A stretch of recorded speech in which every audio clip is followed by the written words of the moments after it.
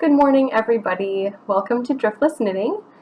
This is my podcast all about knitting and spinning, sometimes when I finally get around to spinning again, and fiber-related goodness. I'm coming to you from southeastern Minnesota, and it is Thursday, June 1st. It is earlier than I usually podcast. It's about 9 o'clock in the morning, and it's Thursday, which is not a day that I normally podcast on, but this past weekend was a little busy with family time, and I went down to the farm to see Seaver and spend time with his family, and that was Sunday, Monday, Tuesday. I just didn't have time to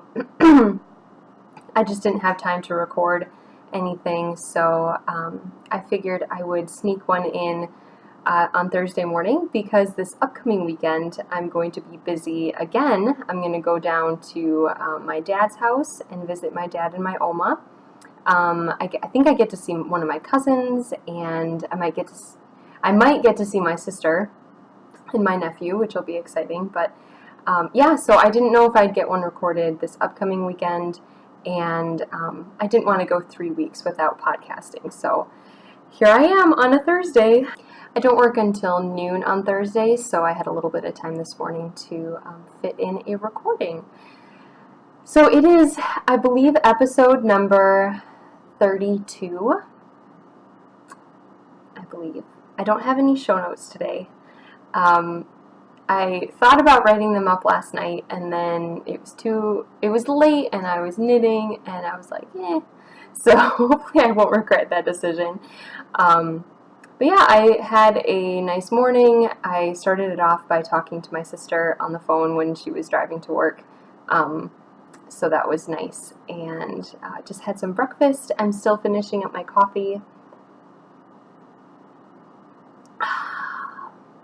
So yeah, still early. I'm still amidst the first cup of coffee, so hopefully I'll be intelligible.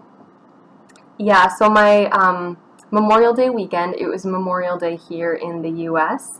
On Monday. That's when it's a national holiday, so most people are off of work, and I'm always off of work on Mondays, so it didn't really affect me too much, except that while I was at the farm, a lot of Seaver's family, well, I shouldn't say a lot of Seaver's family, his brother and sister and his two nieces, his sister's kids, were able to come and spend the day there. And so we all kind of hung out, and we had a really nice lunch. We celebrated his sister's birthday, which had happened a couple of weeks ago, and had like cake and ice cream. Seaver and I took her and her two girls, they're I think 10 and 12. So we took them on a hike around a couple places on the farm. Actually, these were places I had never been to, just different areas in the woods, and we walked around. They have a couple ponds on their property, but one of the ponds, there's like a bank kind of going around it, and I had never been on that side of the pond, and crossed over where the spring, it's a spring-fed pond. So the spring comes in, and it's all, oh my gosh. I tried. I was so dumb. So we were on the bank. We were coming around the side of the pond, and where the spring comes in, it's just a little, almost like a creek. It looks like a little creek, and it feeds into the bigger pond. And everyone else had these hiking boot, tennis shoe type things on, and I had my farm boots on, which are almost knee-high, rubber boots, because I didn't have any other shoes that I could get dirty, and everyone else had to jump over this creek, and got all muddy and everything, and I thought I'd be kind of a smart ass, and I was yeah, I said something the best way to cross the creek is to just walk through it. And I thought I was just going to be able to waltz right across this creek with my boots on, because that's, I didn't really have to worry about puddles or mud or anything or cow manure, because I had these rubber boots on. And I put one foot down, and it just sunk. Like, there was no, this wasn't a creek with like a sandy bottom or pebbles or anything. Stupid me, it's spring fed. So there's a constant flow of water, and it's underneath the ground. And this mud, I mean, this isn't just a thin layer of mud. This is like saturated. So my boot just sunk. It was like stepping in quicksand. And it was so unexpected because I had put all my weight on that foot, and it was just, I thought I was going to lose my boot. But thankfully, it didn't go down enough that the water came up over my boot. I still had like an inch or two where my boot was sticking out of the mud and the water. And so there was a rock like right behind me, so I sat down on the rock and I was trying to pull my shoe out, my boot out, and of course Seaver and his two nieces are just laughing their butts off. And Gwen, his sister, was still on the side of the creek with me. So she of course probably chuckled a little bit too, but she came over and helped me yank the boot out because I couldn't do it by myself. There was so much pressure and so much suction on my rubber boot that, oh my gosh. And then yeah, they're like, that's what you get for being so smart alecky about being able to cross with your boots on. Oh my gosh. Oh, I felt like such an idiot, but it was funny looking back on it. I was like, Seaver, you weren't even going to help me. You were just going to stand there and laugh at me. And he's like, He's like, that's what you get. So, oh gosh. Yeah, but it was fun to be out there with them, and we got a little dirty and a little muddy, which is always fun. They really enjoyed it, kind of exploring, and we were looking out for animals. There's a lot of deer in that area, and they're all having their fawns right now.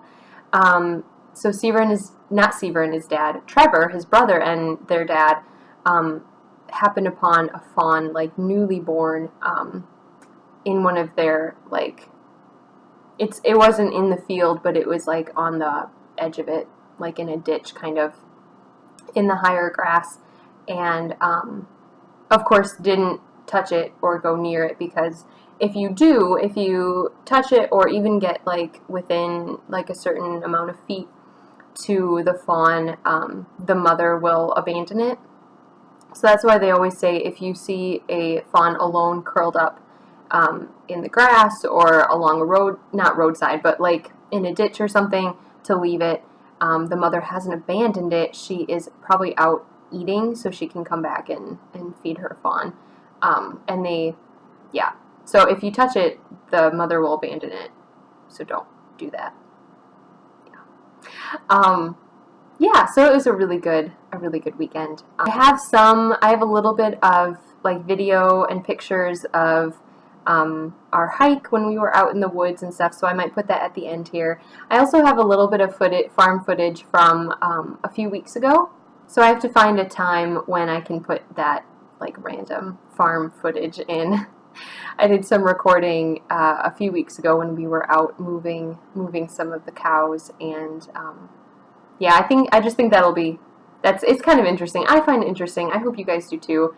I know I've gotten a little bit of feedback of people who really enjoy seeing pictures and videos from the farm. I remember one woman was saying that she grew up on a farm, and she really misses it and misses the animals, and so she really enjoys when I post a little bit of footage from my time there. So I hope everybody does. I hope you don't find that really annoying, but I love the farm so much, and I have such good experiences there. Just learning new things and interacting with the animals and just being outside, so I hope you don't mind that. Let's get into some of the knitting content. Let's start as always with my works in progress. Since I just talked about being at the farm, on Tuesday I was there until like late afternoon, and Seaver had to do a lot of cutting of the hay. The hay fields are getting really high right now, and they have to take advantage of the dry days. They can't really cut when it's raining, and you don't want to, because the rain will leach out a lot of the nutrients from the hay. So you want to cut when the hay is, or when when it's dry out. So I was working on this project when I was riding in the tractor with him. And if you follow my Instagram stories, you will have seen a little bit of footage. I just took a video of us driving along. You can kind of see the rows of the cut hay. And then I took one just to show you how bumpy it was in there. I mean, we're literally, this field is a little hilly.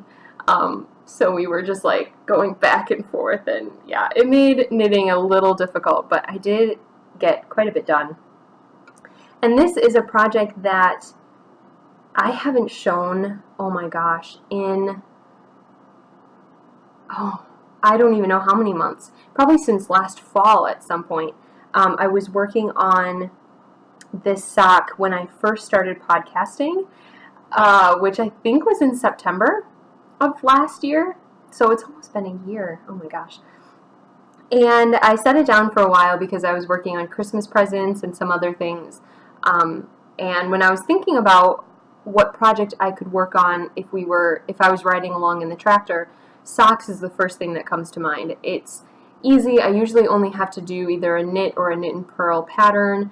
And the magic looping really isn't a big deal. I only do one sock at a time, so that kind of doesn't make things really complicated when, you know, I'm in a moving vehicle.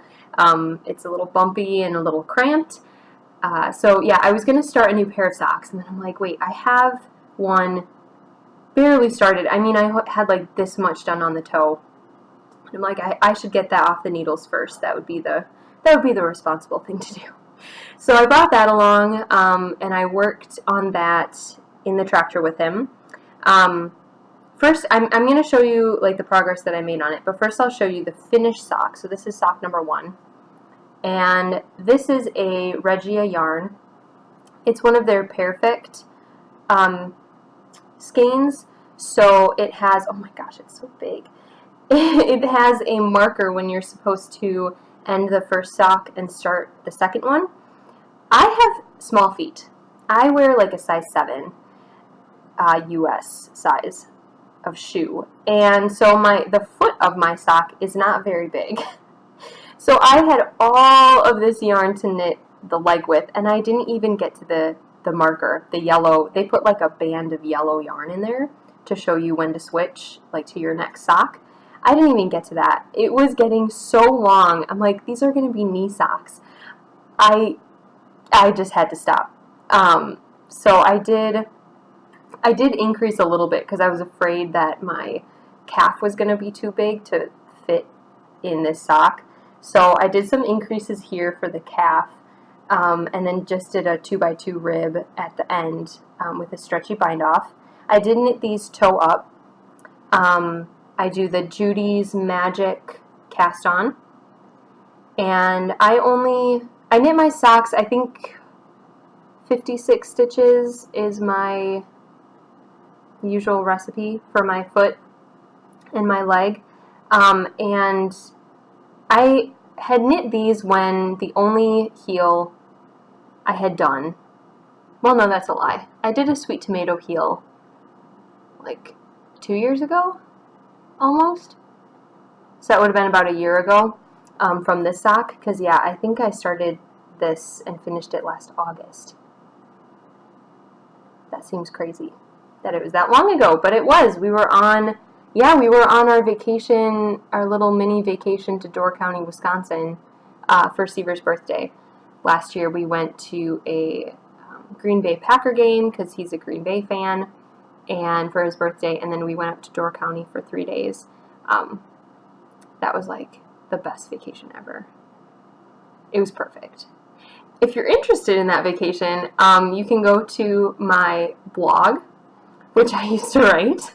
I think that may have been the last blog entry that I did, because right after that I started podcasting, and I had every intention to keep blogging and writing, and then just things got crazy. And doing this every week, you not only set aside time to record, but then you have to set aside time to edit, and then you have to upload it. And after doing that, I just never was motivated to go back to writing. But I miss it. I used to write so much. for school, and then also personally, I used to write stories, I used to write poetry, I used to write in a journal like every single day. I used to write like little essays just when I was thinking of, sometimes you just have to get your thoughts down. And then I would write my blog. I don't really write at all anymore, except for a little bit of writing for the newsletter for Yarnology, but that's like, I don't know, that's like product descriptions. That's not the same thing. You can't really be super creative with that. But yeah, I should get back to that. Maybe do it in a different format, less, I don't know, less explanatory and more just my thoughts and feelings. We'll see. I don't know. Now it's got me thinking. Okay, anyway, so I described that vacation in my blog, and that's when I started this sock. We were camping, and I think I got like half of the foot done while we were there because it rained one of the days, and we were kind of stuck inside.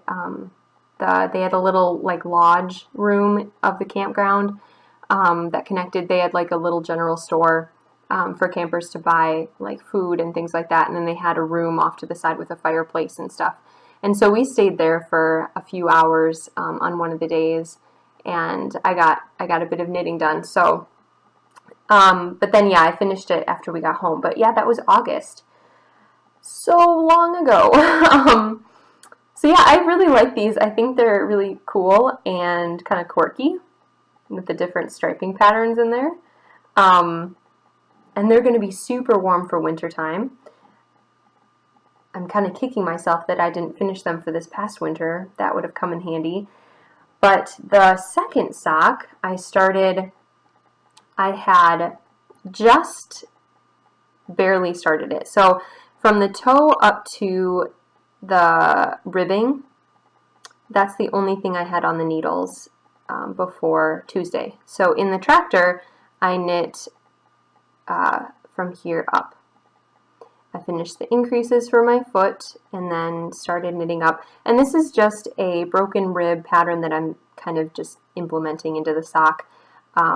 It's a knit one, purl one, and then on the second row, you just knit across. So yeah, so that's fun, really stretchy and good. And this is a little, let me get that cord out of the way. This is a Progress Keeper from the Gnome Knitter. And this is her pumpkin spice scone. So cute. I had kind of forgotten about, I remembered that I had this, but I'm like, where is that Progress Keeper? It's on the sock that I never finished. And I'm knitting these on Addy Rocket size 1, US 1. And this is a 40-inch cable. So, yeah. I'm excited to be working on these again. It's been a while since I've knit socks. The last pair of socks I knit were for Seaver, and that was in the beginning of the year, like February. And these socks, I forgot to show you the bag that this is in. This is a Bink Waffle bag, and we sell these at Yarnology. These bags are awesome. So this has a big grommet, obviously, that the handle goes through, but it's so light, so lightweight that you can put this around your wrist and carry it without like an issue. It's so nice. We used to have like a little group that met on Friday mornings and went walking and knitting. So these were especially kind of for that. It was, yeah, it's just the best bag to just grab, put on your wrist, and then you don't even realize it's there. If anyone's interested in walking and knitting, get a Bink Waffle bag. They're amazing. And they are completely reversible. So just about the time when you're kind of getting sick of this fabric and you're like, ooh, I really, want a new knitting bag, you turn it inside out and you get a totally different fabric. So I love that. Super cool. I missed this bag too. I mean, these socks have been in here since last August, and I haven't been able to use this bag, so I'm just really happy to get back to it. Get something else off my needles. I'll be able to do, you know, a new pair of socks with some new fun sock yarn that I have and get that bag free again. It's all good. Okay, so my second work in progress is in my Mountain State Stitches bag, my beautiful book bag from Jenny. Thank you, Jenny. And this is, oh, surprise, surprise, Find Your Fade. So I didn't do a whole lot on this, but I just wanted to show you guys what the third and fourth color melding together looked like, because I'm so happy. I'm so happy. Okay, so I was a little worried because this yarn, which is my third color, and this yarn, which is my fourth color, I was afraid that this was going to be too bright. So this one has such warm colors in it, with that kind of rusty orange and a little bit of yellows in there, that I was afraid this was just gonna be way too cool, and too much of a bright, like, aqua blue.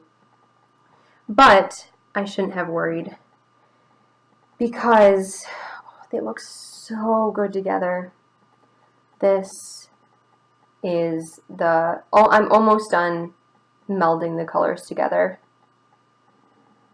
And I just love how it is brightening it up. Like, you can tell the difference between the two. But I just think they go so well together. I'm so happy with that. So yeah, since the last time you saw it, I think I finished the lace.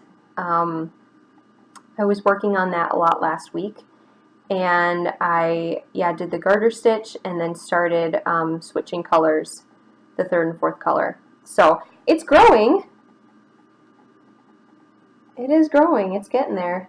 And I don't really feel a lot of pressure with this. I like seeing it grow. I like being able to switch to the next color or the next part of it. But I don't feel a lot of pressure to, like, get it done right now. Oh, and you guys, did you see Andrea Mowry's new fade pattern?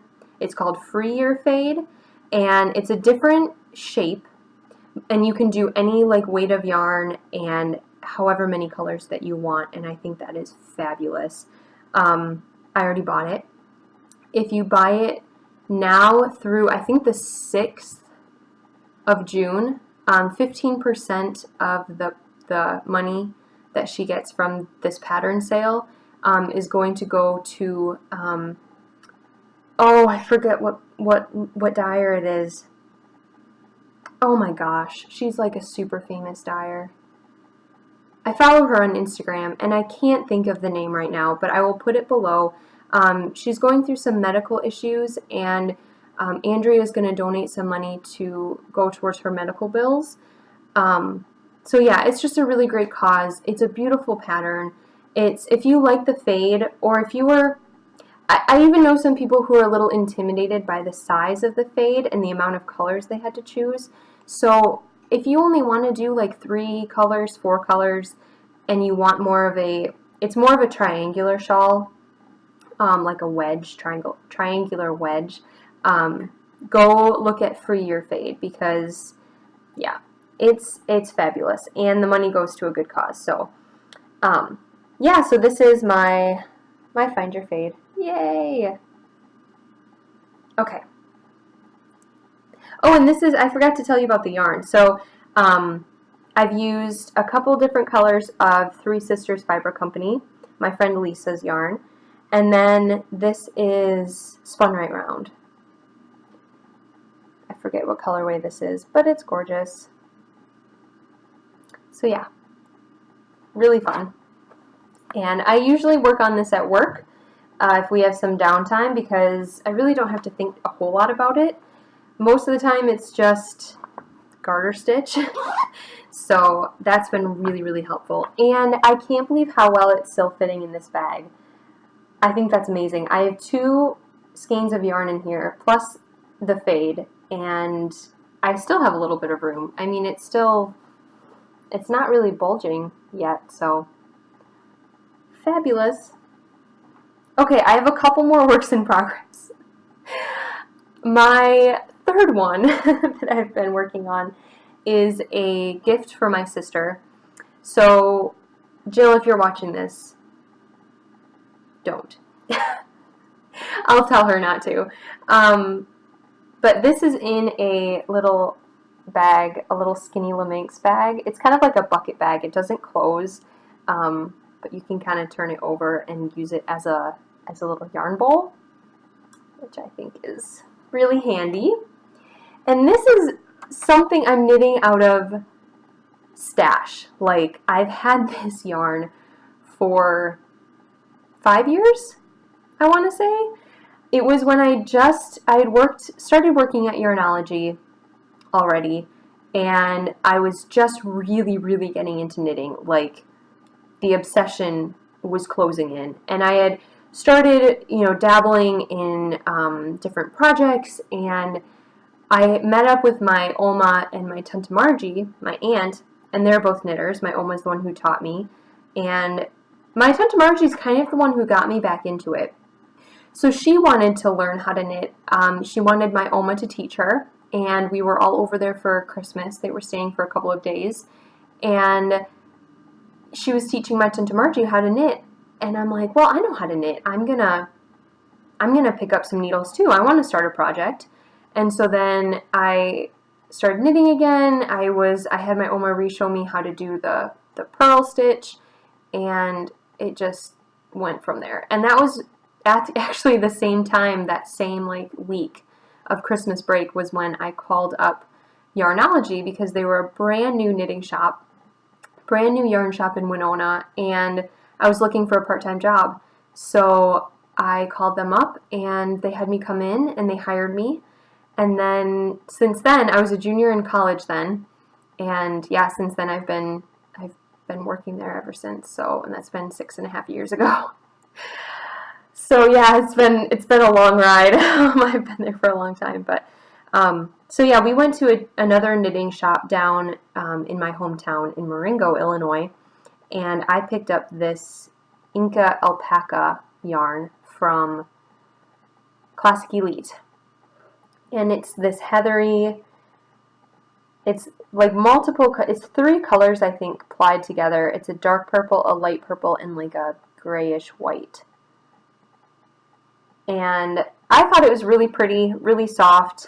I really didn't know a whole lot about yarn yet, but I bought 3 skeins of it because I thought with 3 skeins I'll be able to do something with it. Didn't have any plans really at all for it. There's 109 yards in each skein, so I have a little over 300 yards, and it's just been sitting in my stash ever since then. So I decided that I was going to make my sister's birthday present out of this, and for some reason I always think of my sister as liking purple. Purple and green are kind of her colors, and I don't think that's really changed since we were kids. That's how it was. She painted her room purple. She really liked the color purple. So for some reason, I still associate my sister Jill with this color. So thought it would be really good, a nice kind of snuggly. I wanted to knit her a shawl, but I couldn't really find a pattern that I liked. I was going to do the Brickless by Martina Bem, but I didn't have enough yarn. I was going to do a couple others. They just didn't really feel right. So I decided to make up the pattern. And right now, it's just kind of this crescent shape with some eyelets in it, but I have plans. So I'm going to be knitting, and you can't really see it too well because it's all like bunched up on there. But yeah, it's going to be, I won't say too much about it because I'm hoping that I'm hoping that this is something that I can write up and possibly publish. I want to do kind of a cool like edging on it, and even though this is kind of like the test knit, it's inspired by my sister, and it'll have a name kind of based on her. But yeah, this is going to be the first one, the test knit, and then maybe I'll knit it out of something different that kind of shows off the pattern better. Because, I mean, you can see it's very heathery. And I love it. It's so squishy and so soft, and it's going to be so warm for her. But I don't know if you'll be able to see what I kind of have in mind for the rest of it. It's not going to be it's not going to stand out really well with this yarn. So I'm going to knit another one. Wow, I couldn't get that. I couldn't spit that out. And I have another gnome knitter progress keeper on there. Little pancakes. So cute. So yeah, I've been working on that. I had a good chunk of it, not a good chunk, I had a little less than this done, and the math wasn't coming out right, and I was getting super frustrated, and I just took it out and ripped it out up until this first eyelet section. So I kept this little wedge there because it was after that I had really screwed everything up. And yeah, so now I'm back on track. And I'm keeping notes in my little book, and I'm writing down what I'm doing, so hopefully I won't get to the point where I'm like, oh shoot, I just knit this whole thing and didn't write anything down, and I'm screwed. So yeah, so that's been fun. Her birthday is the 22nd of June, so I'm pretty sure I'll be able to finish it by then. And we are going on a family vacation shortly after that, so I might bring it with, or maybe I won't, because then she's going to have to pack it and bring it home. That seems ridiculous. We'll see. I'll give it to her at some point. Okay, my final work in progress. Oh my gosh, like 30 minutes in, and I'm still on works in progress. Well, I kind of waffled on a bit at the beginning about weekend stuff, so I won't feel too bad. Okay, so this last work in progress is like kind of weird. Not weird. But again, if you follow my Instagram stories, you will have seen this with a short explanation. But I usually volunteer for the past few years, well, since college, since the end of college. So when did I graduate? 2012? 5 years ago? Oh my god. I'm getting old, you guys. I'm going to be 27 this year. That's crazy. I don't think I ever said how old I am. Yeah, I'm 26. I'll be 27 in July. Anyway, that's beside the point. But yeah, so for the last 5 years, I have been a volunteer for the Great River Shakespeare Festival, which goes on in Winona. And this festival is near and dear to my heart. My sister, my dad, and my stepmom and I started going to the Shakespeare Festival the year after it started. So I want to say it started in 2011. Not 2011. 2001? Or 2002. Anyway, we started going the year after that, and we've been going ever since. I think I had just turned 13 that year, going into 8th grade, and we came to Winona for the first time when I was just a little thing. And yeah, was that going into 8th grade? Yes, because my sister was going to be a sophomore in high school. So my dad was trying to get her to go to college there, because from him it was only like an hour away. So he was doing all this research about colleges in the area, so that we could be closer, so she could be closer to him, and sneakily. But anyway, Winona, it was such a beautiful town, and everything was just so wonderful. And the Shakespeare Festival just wooed us, I think, into just loving this area. And she ended up coming to college there, and so did I. And the rest is history. But anyway, so that was the first time we ever went to Winona, and I've been to every single season since then. And I've volunteered, I've been an usher, I've just, done different things for them. And this year, they needed knitters. So the costume shop needed some fake chainmail for their actors to wear on stage that wasn't going to be extremely heavy and expensive. I mean, real chainmail, let's be real, it's expensive. So they gave us this nautical twine that they dyed silver. It's kind of a silvery purple. And they gave us this pattern that has been researched by like historians, and someone published this based on the schematics of like real medieval chainmail. So we got these patterns, we got this twine, and we're knitting up chainmail. So it's super cool. It surprises me how much it kind of looks like chainmail when you like put it on. So this is a sleeve, and this is going to be in Richard III, I believe.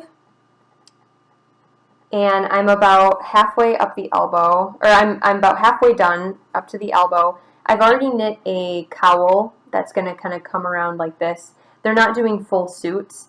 They're just doing pieces, so sleeves, cowls, and they were going to do like these skirt things, but I don't think they're going to do that anymore. So yeah, they're going to take this and then paint it again, so that this is their base color, the metallic color, but then they're going to paint it again so that everything is uniform and not so purpley, I think. So the season starts mid-June, and their dress rehearsal is like June 11th or something, so they have to be ready by then. I did this last night, so it is not hard to get done. It's on size 15s. I'm using my Addy interchangeables. Oh my gosh, look how huge those needles are compared to like my sock needles. I never knit with size 15s. Ah, wow! Yeah, so it doesn't take that long. The only challenge is my hands and my wrists and my arms start to ache after I knit a while on this. The twine is not very stretchy. It's not very forgiving, and the needles are so big that, yeah, I start to feel it like up in here, and I have to stop after a while. So I kind of pushed myself a little too hard yesterday. I wanted to get like to the halfway mark on this, so that, you know, tonight or tomorrow I can finish one sleeve and then start the second one. I really want to have it done by, well, I have to have it done by next Wednesday. I'd like to have it done before that, but we'll see. I am going away again, so I don't know. But yeah, I'm really excited to be able to help them out. I think this is a really cool project, and I think it's going to be so cool to be in the audience and, oh, sorry, clinking, to be in the audience and to see them wearing this stuff and be like, I knit some of that. So cool. I kind of fangirl about the Shakespeare Festival. When I first started staying in Winona, like full-time over the summer, it was the summer between my junior and senior year of college. That was my first summer in town. And I also took a Shakespeare class over that summer, a really intensive 2-week, like 9 to 5, 5 days a week class for 2 weeks. And then on the weekends we had to like write an insane amount of essays, and yeah, it was crazy. And go to shows and do reviews on the shows, and I pretty much lived, I think I only averaged about 3 hours of sleep a night, and I ate, breathed Shakespeare. And I was working at the same time, so I didn't stop working at the yarn shop. I remember there was a time where I was winding yarn for someone, and I had my book propped up against the winder, and I was like holding the winder, and because we have an electric winder, so we don't have to crank it, but you still have to watch the yarn. So I was sitting there like reading my Shakespeare as I'm like holding onto the yarn, like watching it, making sure it didn't tangle or anything, because we had to read a play every day. So each day we came in and we discussed a new play. So the night before that, you have to read the entire play. And I mean, Shakespeare, it takes a little time, even for like someone who's used to the language and has read a lot of it, it does take some time to grasp meanings, and you want to go back, you want to look up what that word means. So I would be up till like 3 in the morning. I'd get up at about 6:30 to eat breakfast, finish up, get ready, and then go into class, and then I was there all day, and then I'd go to work, and then wow, that was a crazy couple of weeks. But we did it with the Shakespeare Festival, so we got spoken to by a couple of the directors that came in, and we got to go in and watch a couple plays and do some talkbacks with the actors, and we wrote reviews on how they translated the play onto the stage. It was fabulous. I'm such a Shakespeare nerd that I loved it. I loved every second of it. It was hard and it was tiring, but I loved it. And I kind of fangirled a little bit because I had grown up watching these actors. Usually they bring the same actors back every year, or at least the majority of them. And I had been watching them since I was 13, and here they are like right in front of me, and I'm like, oh my God. They were like celebrities to me. And you'd see them walking down the street, you'd see them in the coffee shops, you'd see them in the grocery store, because they lived in Winona for the whole summer. You'd see them biking around the lakes, and I was just like, oh my gosh, this is amazing. So yeah, that's pretty cool. Anyway, I love the Shakespeare Festival. If you like theater, if you like Shakespeare, you should come up here. They're amazing. This company and this organization is just amazing. So yeah, I get to be a part of it even more so this year. I'm really happy about that. Okay, next. I have a finished object. Boom! So I was working on this the last time I podcasted. I still have to weave in the ends, as you can see. But this is the little sandcastle poncho. I don't know why I said it like that. Poncho. This is for my friend Elizabeth's little girl. And it is just this cute poncho. It's super wide. I don't know why it's so wide, but really cute poncho that she can wear, she can grow into. I still have to seam. You seam a few inches from this corner piece up the side so that it creates almost like a sleeve up here, so it doesn't rotate on the kid while they're running around doing kid stuff. Yeah, so it kind of stays on. Kind of helpful. Yeah, and I really like that. So the colors are this raspberry color and a very, very light yellow. And this is knit in Cascade 220 Superwash, which is a worsted weight. The pattern calls for like a heavy DK or light worsted. I've knit 2 of them now out of this yarn, and it works pretty well. Cascade 220 Superwash tends to be a little bit thinner than your average worsted weight. So yeah, I really like that. I don't know why I did that. Oh, I'm feeling goofy. I think I need more. Well, maybe I don't need more caffeine. Maybe that's the problem. So yeah, that is pretty much it. Oh, I have one more thing to talk about, but I forgot it in the other room. Hold on. So I don't have any new yarn this week, but I do have a new addition to my knitting library. I will never be able to knit all the things I want to knit, but I had to get this because, guys, it's the second volume of Lane. Oh my god. So, a couple of months ago, I raved about Lane #1, Volume 1. This is a Finnish magazine, magazine. They call it a magazine. I'm like, this is a book.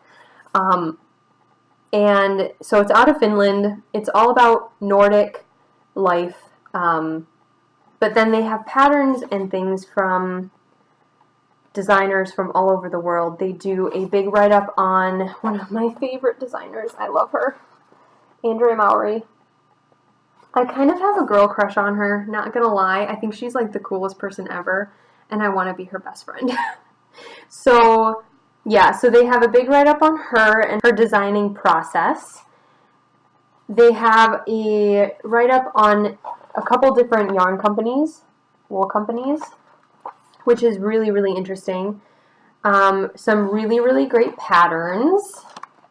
I love that one. I love the one on the cover too. I think I already passed that one. It's like an ombre sweater. Oh, look at that. You can see the back of it. How it kind of changes color. I have plans for that one.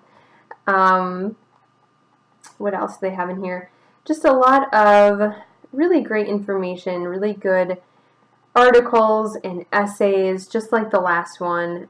Beautiful knitting patterns. Oh, just so cool. Like, look at that. And the model, of course. You gotta love her. She's gorgeous. But that shawl with just a little hint of brioche in it, I love it. The other amazing thing, you will get hungry paging through this. Look at that. It makes me hungry for my Oma's Mail Flinsen. Flinsen is like German crepes, almost. Oh, they're so good. My mouth is watering just thinking about them. I'm going to visit her though. Yay. Okay, so when I go to visit Monday morning, I'm going to put in a request. I'm going to put in a request for some Flinsen. Flinsen. So good. Yeah, so just some beautiful, this sweater is made out of a double strand of mohair, like a mohair silk blend, lace weight. Beautiful. And yeah, just, oh, this sweater, oh my gosh, I want to knit this sweater. I haven't really done a color work sweater before. So yeah, I think that needs to happen. So good. So if you guys get the chance to see this in person or to order it, you should. It's not going to disappoint at all. Highly recommended. So yeah, this is my new addition over the past week and a half. I'm doing my best to not buy yarn. I don't need to buy yarn right now. I have all the yarn I need for the projects that I'm doing, and I'm not really going to a fiber festival anytime soon. When I'm on vacation, I think I am going to try and stop at a couple. If we're going through, we might be driving through Denver, Colorado, and staying the night there. So I think I might have to stop at Fancy Tiger Crafts, because if you're in Denver and you don't stop there, it's crazy. So I'm pretty excited about that. So I hope you guys all have a really fantastic day today, and whatever day you're watching this. I don't even know when I'm going to be able to upload this. Probably edit tonight and tomorrow, and then hopefully upload on Friday, I think. So have a great weekend and a fantastic week to come. This will be the only podcast uploaded for this week and next week. Yeah, I'm kind of cutting the distance in half. And yeah, I hope you guys all enjoy what you're working on. Knitting, crocheting, spinning, weaving, cross-stitching, baking, whatever you're doing to kind of make your heart happy. I hope that you do that. So thanks so much for coming. I really appreciate each and every one of you. If you are a new viewer, please subscribe if you liked the video and give it a thumbs up. And if you've been coming back week after week, I just think that you're amazing. So thank you so much. And I really look forward to talking with you guys again soon. Bye.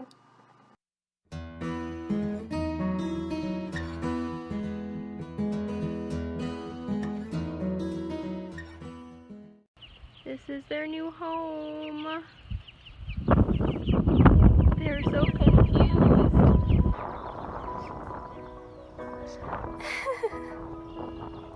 exactly sure what to do in grass. They'll figure it out though, once they start. Oh, is that one gonna find a bug?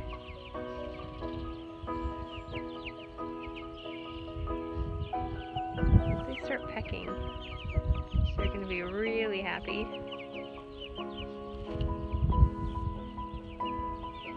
All this grass and bugs to eat. Oh! Yay! Getting comfortable in their new home. You've got a lot of space. I'm just gonna zoom out here. Okay. Show you the whole. There's Seaver. Hey, what's up? Look at that big chicken tractor they have. They almost have a full body full of feathers. Their head still looks like a juvenile, but they're So technical. they're slowly. This little guy's like, where'd everybody go? What are you doing? He's trying to roost already. Chicken? Silly chicken. He's not caught, is he? Yeah, must be. Nope, Oh he's no, good. he's fine. Huh.